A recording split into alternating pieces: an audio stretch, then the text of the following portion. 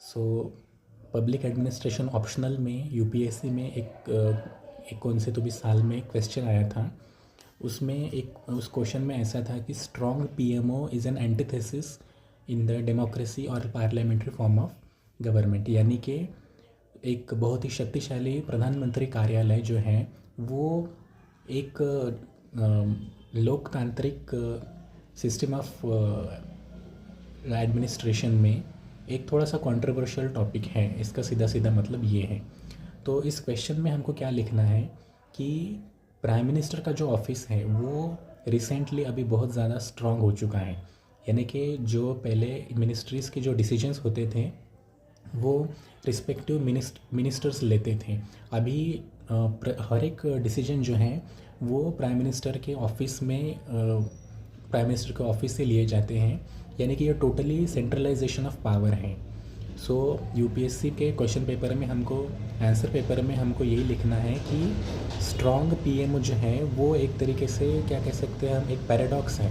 यानी PMO office strong होने का एक पॉजिटिव पक्ष ये हो सकता है कि इससे डिसीजन लेने में बहुत ज़्यादा आसानी होती है, क्योंकि सारे डिसीजन एक ही ऑर्गेनाइजेशन से लिए जा रहे हैं। तो ये टाइम जो टाइम डिसीजन मेकिंग में लग रहा है वो कम लग रहा है।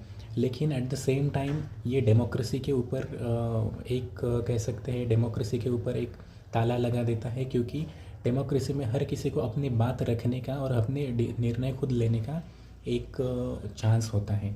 लेकिन पीएमओ जब स्ट्रांग हो जाता है, जब पीएमओ बहुत ज़्यादा हावी हो जाता है, तब ये डेमोक्रेसी की बात कहीं ना कहीं जाके दब जाती हैं, क्योंकि पूरे डिसीजंस जो हैं वो एक ही ऑर्गेनाइजेशन लेती हैं। सो इस क्वेश्चन में हमको सिर्फ यही बातें लिखनी है कि ये नहीं होना चाहिए, यानी कि हर कोई चीज़ पीएमओ के ऑफिस से डिसीजन के लिए पीएमओ के ऑफिस में नहीं जाना चाहिए। ये डेमोक्रेसी फॉर्म ऑफ गवर्नमेंट में हर एक मिनिस्टर को अपनी बात रखने का स्वयं अधिकार इसमें होना चाहिए। ये बातें हमको इस क्वेश्चन में लिखनी है। सो ये पूरी तरीके से न्यूट्रल होकर लिखना है और वर्डिंग्स के ऊपर ध्यान देना है। ये क्वेश्चन पब्लिक एड ऑप्शनल में आया था पेपर 2 में। सो इसका सॉल्यूशन जो है मैंने आपको बता दिया है।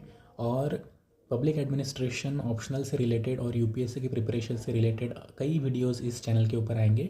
सो इस चैनल को सब्सक्राइब कर लीजिएगा और वीडियो को ज़रूर लाइक कीजिएगा।